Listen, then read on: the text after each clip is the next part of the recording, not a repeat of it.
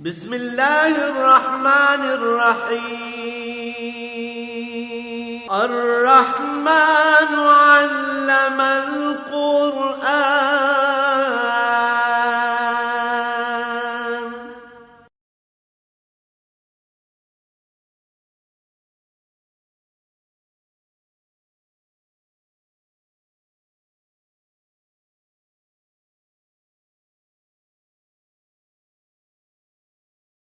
الحمد للہ رب العالمین والصلاة والسلام علی حبیبہ محمد وآلہ وصحبہ اجمعین اعوذ باللہ من الشیطان الرجیم بسم اللہ الرحمن الرحیم وما الحیاۃ الدنیا الا لعب ولہو ولدار الآخرۃ خیر للذین یتقون افلا تعقلون قد نعلم انه ليحزنك الذي يقولون فانهم لا يكذبونك ولكن الظالمين بآيات الله يجحدون اللهم سبحانك لا علم لنا الا ما علمتنا انك انت العليم الحكيم مولاي صل وسلم دائما ابدا على حبيبك خير الخلق كلهم۔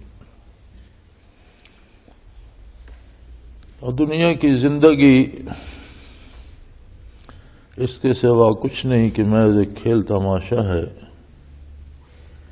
لیکن آخرت بہترین زندگی ہے مگر ان لوگوں کے لیے جن کے معاملات اللہ کریم کے ساتھ درست رہتے ہیں۔ کیا ان میں اتنا شعور بھی نہیں ہے کہ اس بات کو سمجھ سکیں؟ اور فرمایا ہم جانتے ہیں کہ ان لوگوں کی باتیں آپ کو بہت دکھی کرتی ہیں، لیکن آپ یہ بھی خیال فرمائیں کہ آپ کی تکذیب نہیں کرتے، بلکہ یہ ایسے ظالم ہیں کہ اللہ کریم کی آیات کا انکار کرتے ہیں اور یہ جانتے ہوئے انکار کرتے ہیں کہ یہ حق ہے، جانتے ہیں مانتے نہیں۔ یہ سادہ سا با محاورہ ترجمہ ہے ان دونوں آیات مبارکہ کا۔ فرمایا وَمَا الْحَيَاةُ الدُّنْيَا، دنیا کی زندگی اس کے سوا اور ہے کیا، یعنی بالکل اس کی حقیقت ایسی ہے إِلَّا لَهْوٌ وَلَعِبٌ کہ یہ ایک کھیل تماشا ہے۔ اللہ کریم نے اس کی مثال ایسے دی ہے جیسے بچے کھیلتے ہیں، گھروندے بناتے ہیں، مختلف چیزیں رکھتے ہیں، یہ بیڈ ہے، یہ میز ہے، یہ چولہا ہے، یہ فلاں ہے، یہ فلاں ہے، اور جب کھیل ختم ہوتا ہے تو اسے چھوڑ چھاڑ کے چلے جاتے ہیں۔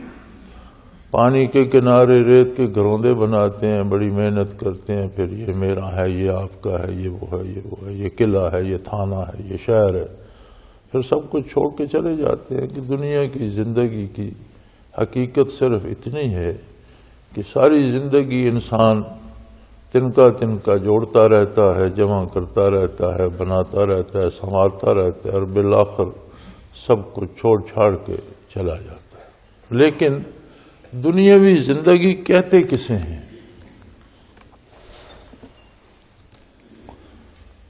فرمایا چیست دنیا از خدا غافل بدن، چیست دنیا از خدا غافل بدن نہ کماشو نکرہو فرزند روزن۔ کسی کا دولت مند ہونا یا بیوی بچے ہونا یا مالدار و عیالدار ہونا دنیا نہیں ہے، بلکہ دنیا یہ ہے کہ اللہ کی عظمت سے غافل ہو کر صرف دنیا کے لالچ میں کھو جائے۔ اللہ کے مقرب بندے بھی، حتیٰ کہ انبیاء کرام علیہم السلام بھی جتنا عرصہ دنیا میں رہتے ہیں اسی دنیا کی زندگی جیتے ہیں، اسی دنیا کا جو کھانا پینا ہے وہی استعمال فرماتے ہیں، ازواج مطہرات ہوتی ہیں، اولاد ہوتی ہے، گھر ہوتا ہے۔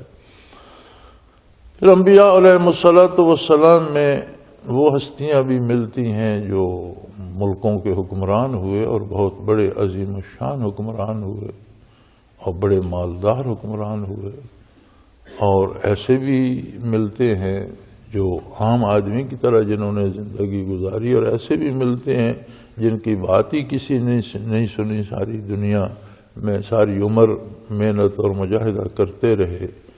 تو انبیاء علیہ السلام کی حیات مبارکہ میں ساری مثالیں موجود ہیں، لیکن کسی نبی کا کوئی کام کبھی دنیا نہیں ہوتا، دین ہوتا ہے۔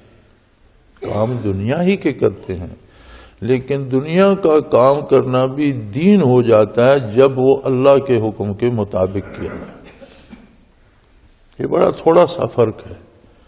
مومن اور کافر ایک سی زندگی گزارتے ہیں، شادی کرتے ہیں، روزگار کرتے ہیں، روزی کماتے ہیں، بچے پالتے ہیں، گھر بناتے ہیں، مر جاتے ہیں۔ کیا فرق ہے؟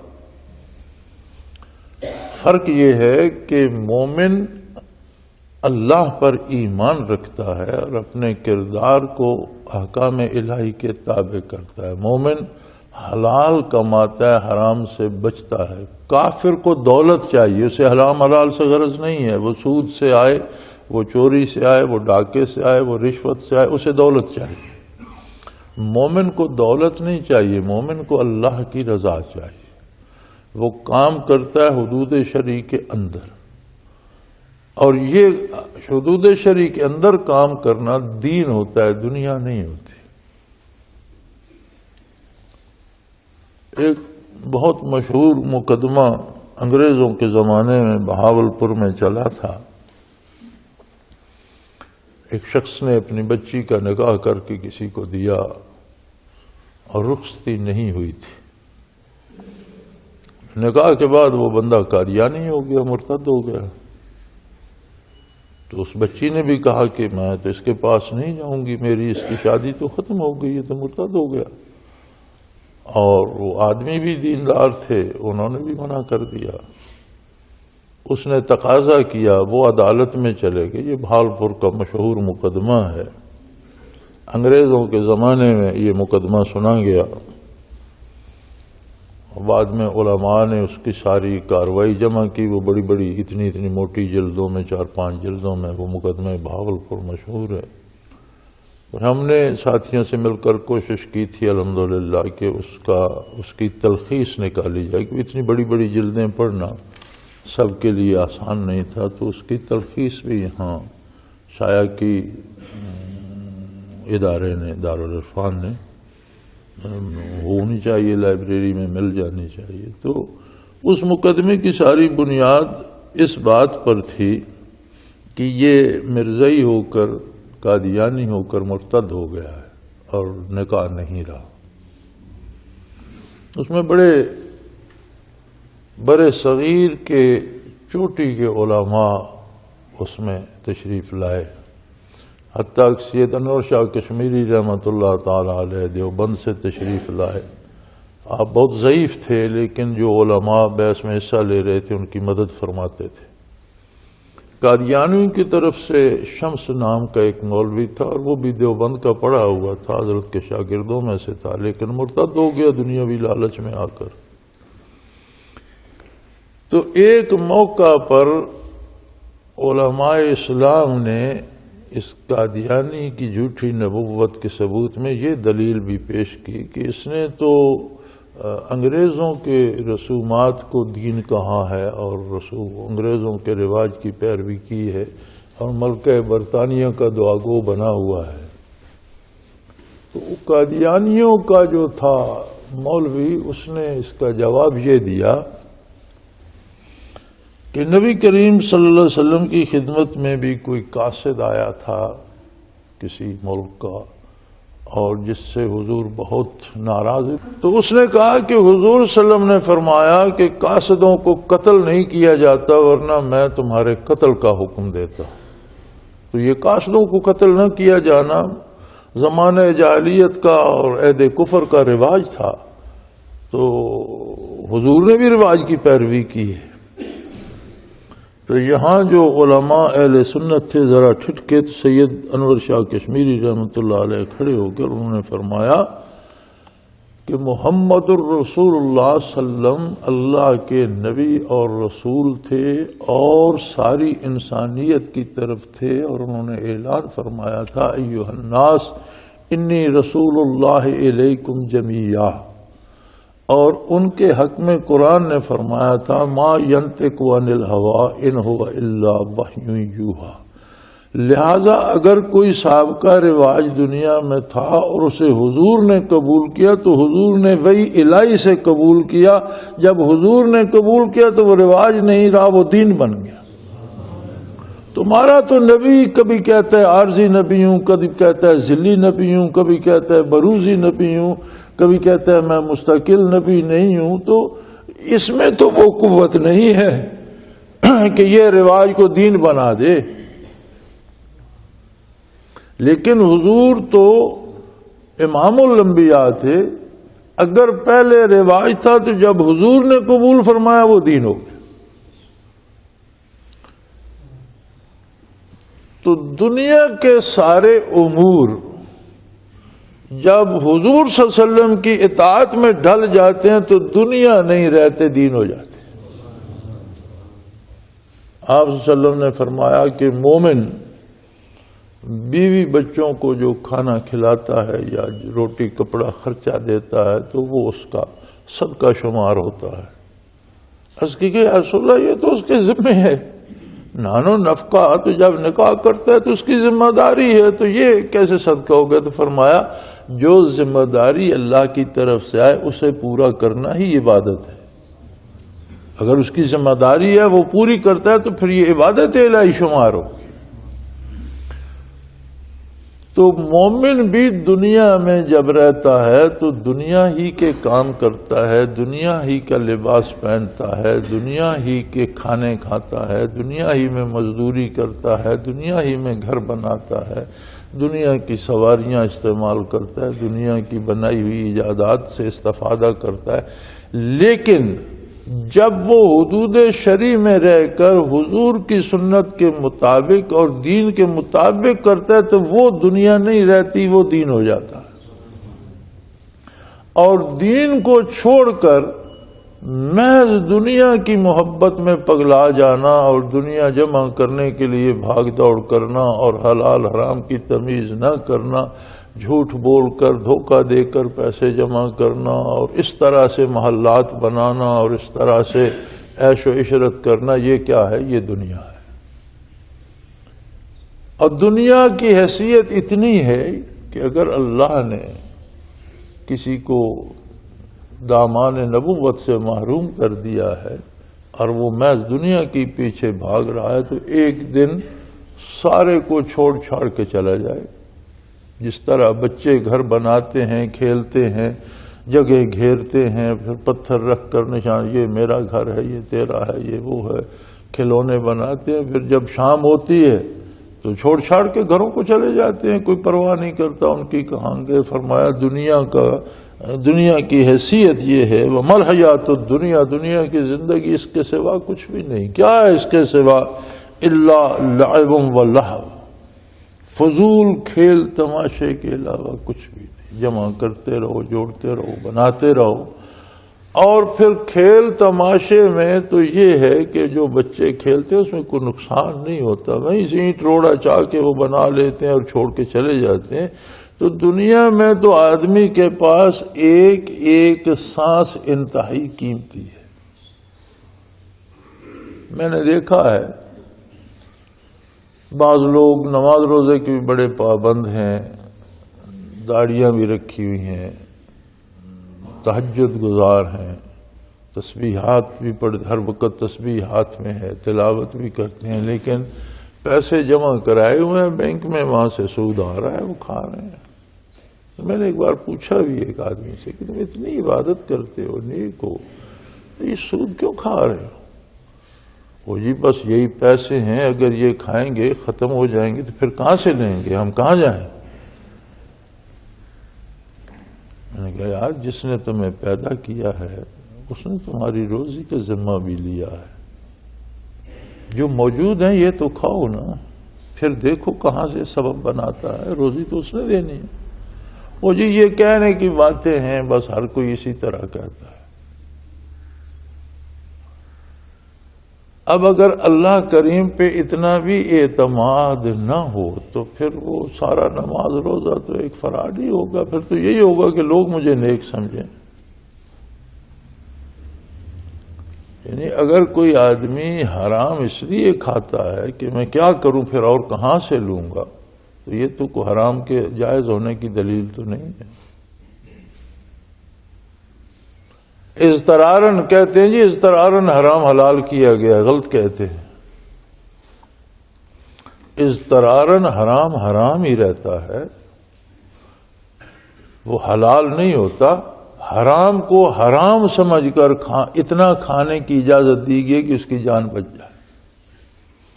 اگر کوئی بھوک سے مر رہا ہے اور سوائے حرام کے نہیں ملتا کھانے کو، تو اس کے لیے حرام حلال نہیں ہو جاتا، بلکہ حرام رہتا حرام ہی ہے۔ اتنا کھا لے جس سے زندگی بچ جائے، مرے نہیں، تو وہ اسے معافی دی گئی ہے حرام کھانے پر۔ حرام حلال نہیں ہوتا۔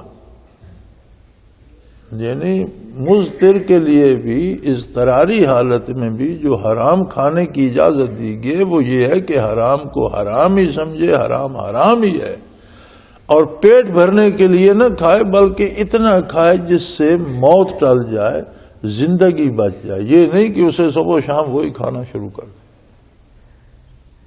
حرام حلال نہیں ہوتا، حرام حرام ہی رہتا ہے۔ اضطرارن بھی حلال نہیں ہوتا، بلکہ اسے حرام سمجھ کر اتنا کھانے کی اجازت دی گئی ہے کہ اس کی جان بچ جائے۔ تو فرمایا یہ دنیا کے لیے محنت کرنا، دنیا کے لیے عمر ضائع کر دینا، اور یہ جو سانس ہے یہ تو ایک نقدی ہے، جو سانس خرچ ہو رہا ہے وہ ہو رہا ہے، وہ دوبارہ نہیں آئے گا۔ جو لمحہ بیت گیا وہ بیت گیا۔ یہ لمحات زندگی ہمارے پاس ایک نقدی ہے۔ دنیا کی نقدی کا آپ کو اتنا خیال ہے کہ یہ پیسے ختم نہ ہو جائیں، سود لیتا رہوں، تو یہ نقدی جو آپ کی مٹھی سے ریت کی طرح گر رہی ہے، زندگی کا ایک ایک لمحہ جا رہا ہے، اس کا بھی کبھی حساب کیا؟ اگر اس کو آپ دنیا پہ نچھاور کر دیں گے تو آخرت میں کیا ہوگا؟ کیونکہ دنیا کی زندگی تو محض ایک آزمائشی ہے اور بہت تھوڑی سی ہے، بہت تھوڑی سی۔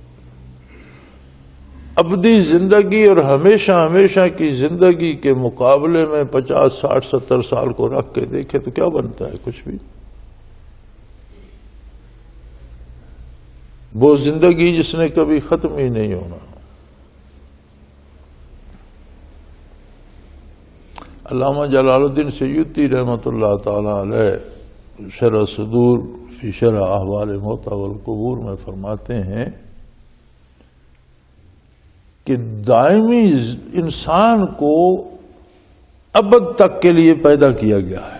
یہ ایسی مخلوق ہے اللہ کی جسے اللہ نے پیدا کیا ہے اور اس کے لیے دوام لکھ دیا کہ یہ ہمیشہ رہے گی، یہ میری حمد کرتی رہے گی، میں اس پر عنایات کرتا رہوں گا، یہ دربار سجا رہے گا، میرے یہ بندے میری پاکی بیان کرتے رہیں گے، مجھے سجدے کرتے رہیں گے، مجھے یاد کرتے رہیں گے، مجھے دلوں میں بساتے رہیں گے، میں ان پر اپنے کرم کی نوازشات کی رحمت کی بارشیں کرتا رہوں گا۔ وہ فرماتے ہیں انسان تجھے پیدا ہی ابد کے لیے کیا گیا ہے، لیکن چونکہ یہ بہت بڑا انعام تھا، یہ کوئی معمولی بات تو نہیں تھی کہ تجلیات باری تجھ پہ نچھاور ہوتی رہیں، تجھے اللہ کی زیارت ہو، تجھے اللہ سے ہم کلام ہونے کی سعادت نصیب ہو، یہ تو مخلوق میں کسی کو جرأت ہی نہیں۔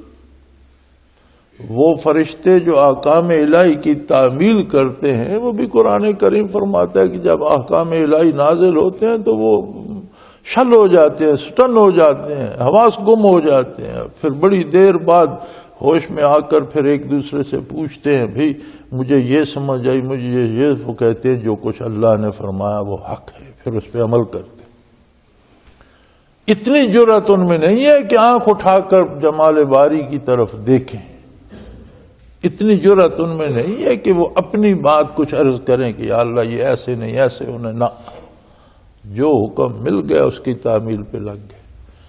تو انسان تو باتیں کرتا ہے، انسان تو دیکھے گا اللہ کو روبرو، اسے تو دیدار باری ہوگا، اللہ سے ہم کلام ہوگا، اللہ سے جھگڑے کرے گا، یا اللہ مجھے بخش دیا ہے تو یہ غریب میرا ساتھی ہے، اسے میرا ساتھ دنیا میرا، یہ مجھے دے دے یار، اسے اللہ کریم، ہو گیا گناہ ہو گیا تو کیا ہے۔ یہ جرت انسان کے سوا۔ بچے شور کریں گے، یا اللہ ہم تو جنتی ہیں لیکن ہمارے ماں باپ سے خطا ہو گئی تو آپ انہیں معاف کرنا، ہم ماں باپ کے بغیر جنت میں کیسے رہیں گے۔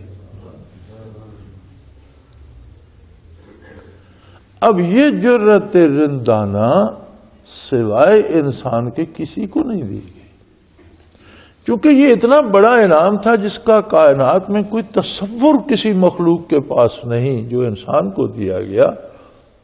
تو اللہ کریم نے چھوٹی سی آزمائش رکھ دی، چند دنیاوی چیزیں سجا دی۔ اب دنیا کو برا کہا جائے تو اس معنی میں تو برا کہہ سکتے ہیں آپ کے یہ بندے کو اللہ کی طرف سے بھٹکا دیتی ہے، لیکن اسے بدصورت یا بے مزہ نہیں کہہ سکتے، چونکہ اللہ نے اسے ایسے معیار کا بنایا ہے کہ اپنے مقابلے پہ رکھ دیا۔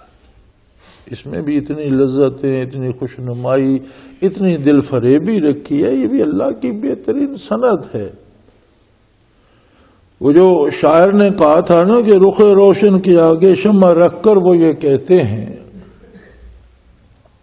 رخ روشن کے آگے شمع رکھ کر وہ یہ کہتے ہیں، ادھر جاتا ہے دیکھیں یا ادھر پروانہ آتا ہے۔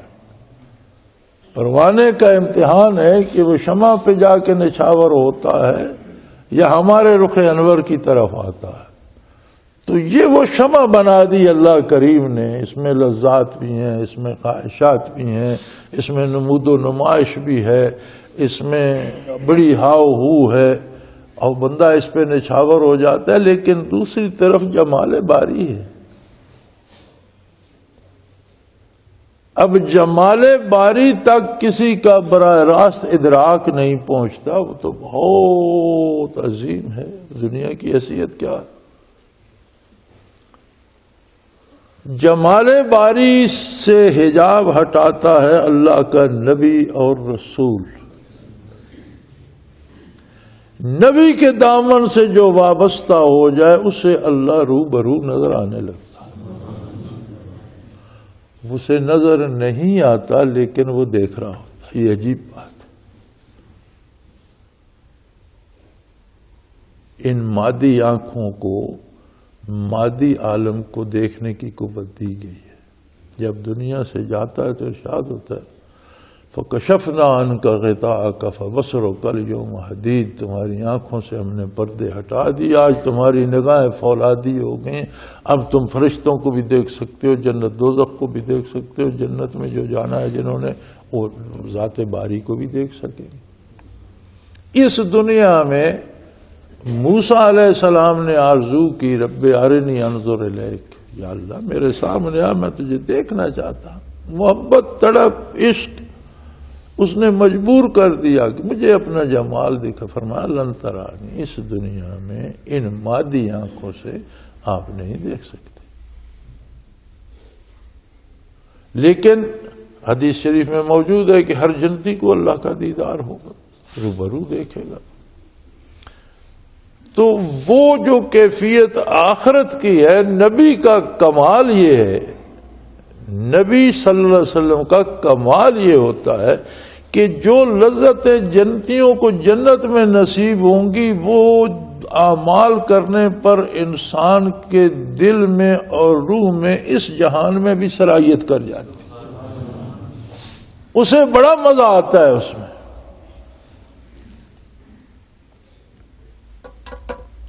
ہم نورپور بیٹھے تھے، ایک ہمارے ہاں سرکاری محکمے کا ایک افسر ہوتا تھا، کسی محکمے کا مجھے یاد نہیں، بہت سے محکمے بنے ہوئے ہیں، وہ پرویزی تھا، غلام احمد پرویز کا پیروکار تھا۔ تو کسی کے پاس ایک کتاب تھی، اس میں امام ابو حنیفہ رحمۃ اللہ علیہ کا تذکرہ تھا، تو بات اس طرح سے کی گئی تھی، آپ کی سوانے میں ملتی ہے کہ پڑوسیوں کے بچے نے کہا، وہ زمانہ تو بجلی کا نہیں تھا تو لوگ چھتوں پہ سوتے تھے گرمیوں میں، تو تو اس نے والد سے پوچھا کہ ابا میں رات سوتے دیکھتا تھا، سو اٹھتا دیکھتا تھا تو ایک اس جو پڑوسیوں کا گھر ہے اس کے سین میں ایک ستون تھا، تو اب تو وہ نہیں ہے، تو ایک پلر کھڑا ہوتا تھا، کبھی رات کو بھی آنکھ کھلتی تھی تو وہ پلر نظر آتا تھا کھڑا۔ تو اس نے کہا بیٹا وہ ستون اور پلر نہیں تھا، وہ امام ابو حنیفہ رحمۃ اللہ علیہ تھے جو ساری رات اللہ کی عبادت میں کھڑے رہتے تھے، اب ان کا وصال ہو چکا ہے۔ اس بات کو اس پرویزی نے پکڑ لیا، وہ کہنے لگا یہ کیسے ممکن ہے کہ ایک شخص روزانہ ہر رات کو کھڑا رہے؟ میں نے کہا کہاں کے رہنے والے ہوں گے؟ لاہور کے۔ میں نے کہا لاہور میں تو ایک وہ محلہ ہے پیشہ وروں کا بڑا مشہور ہے، ہیرا منڈی، تم جانتے ہو ہیرا منڈی میں جو عورتیں پیشہ کرتی ہیں وہ راتوں کو کبھی نہیں سوتی؟ ہاں کہتے ہیں جانتے ہیں۔ یہ بھی جانتے ہیں کہ وہ کبھی زندگی بھر راتوں کو نہیں سوتی؟ یہ بھی جانتے ہیں۔ میں نے کہا کیوں نہیں سوتی؟ انہیں پیسے ملتے ہیں، دولت کماتی ہیں اور عیاشی کرتی ہیں۔ تو میں نے کہا دولت کی محبت میں بندہ ساری عمر ساری رات جاگ سکتا ہے، تو جس کے دل میں اللہ بستا ہو اسے اتنی لذت نہیں ملتی کہ وہ رات کو جاگ سکے؟ یعنی چند سکے جسے رات کو مل جاتے ہوں یا برائی کرنے کا موقع مل جاتا ہو، تو دنیاوی لذتوں یا دنیاوی دولت کے حصول کی لذت میں تو اتنی طاقت ہے کہ وہ بندہ ساری عمر ساری رات جاگتا رہے۔ تو تم عشق الہی کو اور جمال باری کو اور قرب الہی کو کچھ نہیں سمجھتے کہ جسے وہ نصیب ہوتا ہو اس کو آنکھ جھپکنے کو جی کیوں چاہے؟ میں نے کہا تمہیں غلطی لگی ہوئی ہے، یہ لوگ جو سوتے ہیں یہ سوتے بھی نہیں ہیں۔ یہ الگ بات کہ ولی کی نیند بھی ناقص وضو ہوتی ہے، اس کا وضو نہیں رہتا، لیکن ایسے لوگ بھی دنیا میں ہیں جنہیں ہم سمجھتے ہیں سو رہے ہیں، وہ سوتے میں بھی اللہ کے قریب ہوتے ہیں، وہ سوتے میں بھی ان کی رگو پہ میں اللہ ہو رہی ہوتی ہے، سوتے میں بھی ان کے وجود کا ذرہ ذرہ ذاکر ہوتا ہے۔ اور حدیث شریف میں ملتا ہے کہ ایسے لوگوں کی اہل اللہ کی نیند بھی عبادت شمار ہوتی ہے۔ تو یہ لوگ کسی لالچ میں نہیں کھڑے رہتے، یہ تو اس لذت میں کھڑے رہتے ہیں جو انہیں اللہ اکبر کے اللہ کے روبرو ہو جاتے ہیں، جو لذت نصیب ہوتی ہے اس لذت میں کھڑے رہتے ہیں۔ بھائی وہ تو نہیں تھکتے۔ کوئی گانا سننے کا عادی ہے تو ساری رات بیٹھ کے گانا سن سکتا ہے، کوئی فلمیں دیکھنے کا عادی ہے تو ساری رات بیٹھ کے فلمیں دیکھتا رہتا ہے، کوئی جوئے کا عادی ہے تو ساری رات بیٹھ کے جوا کھیلتا رہتا ہے، کوئی چوری ڈاکے کا عادی ہے تو ساری رات چوری ڈاکے کے لیے دوڑتا رہتا ہے۔ تو جسے اللہ سے عشق ہے وہ اللہ کے لیے نہیں جاگ سکتا، تمہارا دماغ خراب ہے۔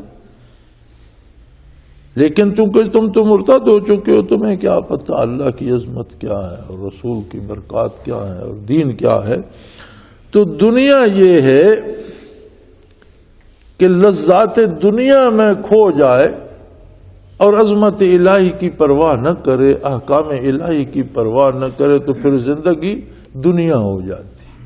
اور دنیا فرمایا یہ تو محض کھیل تماشا ہے، چند دن تم دولت مند بھی بن جاؤ، چند دن تم ملک کے صدر سربراہ بن جاؤ، چند دن تم بہت بڑے افسر بن جاؤ، چند دن تم جرنیل بن جاؤ، چند دن تمہارے پاس بہت خوبصورت گاڑیاں آ جائیں، چند دن تمہارے مکان سونے چاندی کے بن جائیں، لیکن آخر آنا تو قبر میں ہی ہے۔ گاڑیاں بھی پیچھے رہ جائیں گی، موٹریں بھی پیچھے رہ جائیں گی، مکان بھی رہ جائیں گے، دولت کے انبار بھی رہ جائیں گے، قبر میں آؤ گے تو تمہارے پاس کیا ہوگا؟ سو فرمایا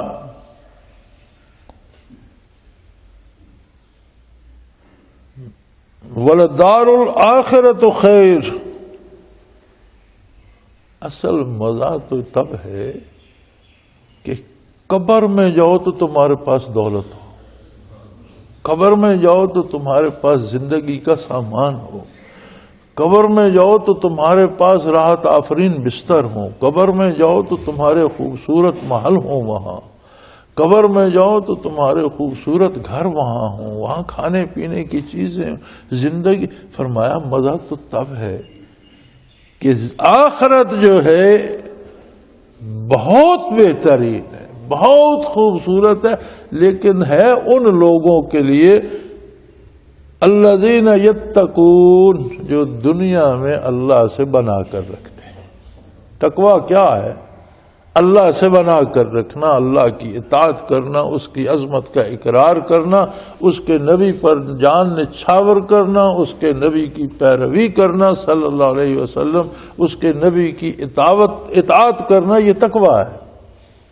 فرمایا مزے کی زندگی تو آخرت کی ہے جس میں مزہ ہی مزہ ہے، کوئی تلخی نہیں ہے. دنیا کی نعمتوں میں جہاں لذت ہے وہاں تلخی ہے. ساری عمر ہم میٹھا کھاتے ہیں، اب شوگر ہو گئی جی، اب یہ میٹھا کھائیں گے تو مر جائیں. کمال ہے، میٹھا کھانے سے مرتے ہیں؟ ہاں جی، میٹھا کھاؤ گے تو مر جاؤ.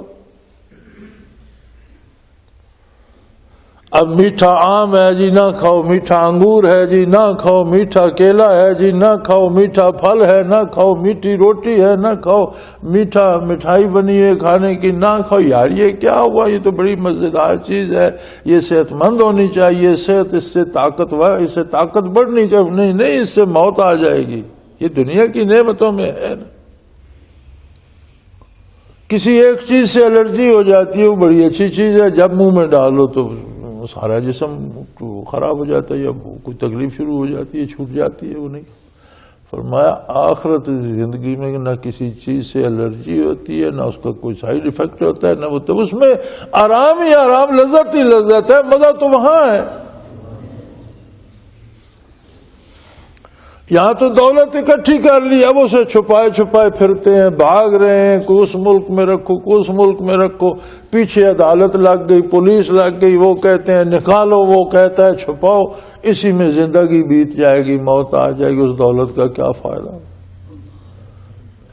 جسے آپ اپنا ہی نہیں کہہ سکتے؟ گھر خریدا جی، بہت بڑا گھر ہے جی، لندن میں بہت بڑا محل ہے، خریدا. وہ پیچھے پولیس لے، وہ کہتے ہیں نہیں جی میرا نہیں ہے. کمال ہے یار، اس کے لینے کا کیا فائدہ؟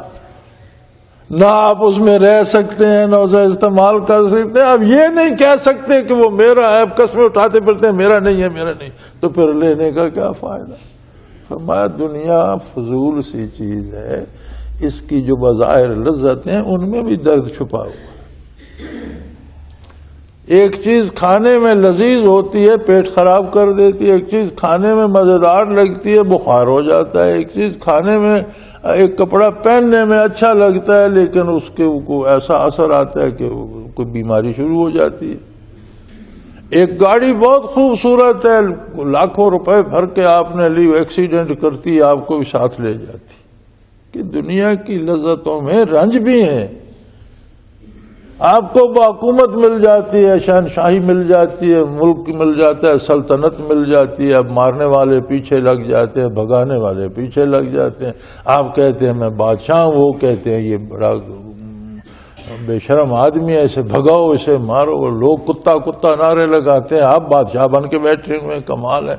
یعنی جہاں دنیا میں لذتیں ہیں وہاں اس سے زیادہ رنج ہے دنیا کی ہر نعمت کے ساتھ. والآخرۃ خیر للذین یتقون، آخرت تو متقی لوگوں کو، اور وہ تو سراسر خیر ہے. آخرت کی کسی نعمت کے ساتھ کوئی سائیڈ ایفیکٹ نہیں ہے، کوئی رنج نہیں ہے، کوئی دکھ نہیں ہے. ہے جو کچھ ہے وہ ہے. اس میں جو لذت ہے لذت ہے، اس میں جو آرام ہے آرام ہے، اس میں جو سکون ہے سکون ہے. فرمایا زندگی تو وہ ہے، اور خوش نصیب ہیں وہ جو اسی دنیا میں ہمارے ساتھ رہتے ہیں، یہی دال روٹی کھاتے ہیں، لیکن کمال ہے وہ جیتے آخرت میں. ان کے لیے وہاں محل بن رہے ہوتے ہیں، ان کے لیے وہاں مکان بن رہے ہوتے ہیں، ان کے لیے وہاں نعمتیں سج رہی. کیسے یہ کیسے ہو سکتا ہے؟ ہو سکتا ہے اگر اپنا ناطہ محمد الرسول اللہ سے استعمال کرو. جیسے حضور فرماتے ہیں ویسے کرو، یہ نعمت تمہارے لیے ہے. وآخر دعوانا ان الحمدللہ رب العالمین. اللہ اللہ اللہ اللہ اللہ اللہ اللہ۔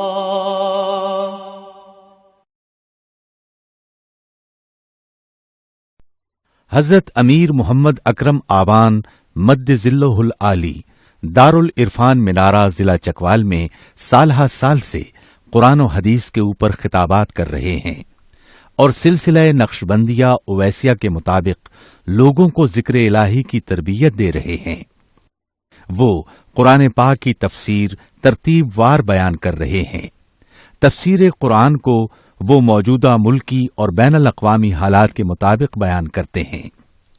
موٹر وے سے کلر کہار کے انٹرچینج سے نکلتے ہوئے کلر کہار کی جھیل سے ہوتے ہوئے میانی، بوچھال اور نور پور سے گزرتے ہوئے دارالعرفان منارہ پہنچ سکتے ہیں۔ حضرت امیر محمد اکرم آوان نے بچیوں اور بچوں کی دینی اور دنیاوی تعلیم کے لیے سقارہ اکیڈمی کے نام سے ایک درسگاہ بھی قائم کی ہے، جس کا افتتاح ملک پاکستان کے صدر جنرل محمد ضیاء الحق نے اپنے دست مبارک سے کیا تھا۔ وہ تمام احباب جو اسلام کی طلب رکھتے ہیں ان سے گزارش ہے کہ دارالعرفان منارہ ضلع چکوال میں امیر محمد اکرم آوان صاحب کے خطابات سے مستفید ہوں۔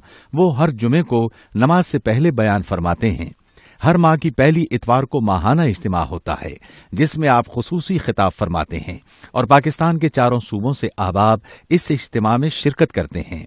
اس کے علاوہ یہاں سال میں 2 مرکزی اجتماعات بھی ہوتے ہیں، ایک رمضان المبارک میں اعتکاف کا اجتماع اور دوسرا جولائی اور اگست میں 40 دن کا اجتماع ہوتا ہے جس میں روحانی تربیت کی جاتی ہے۔ اپنا خون سیماب دے کر اتنا ہم کر جائیں گے، نام آقا کا چمن میں پھر رقم کر جائیں گے۔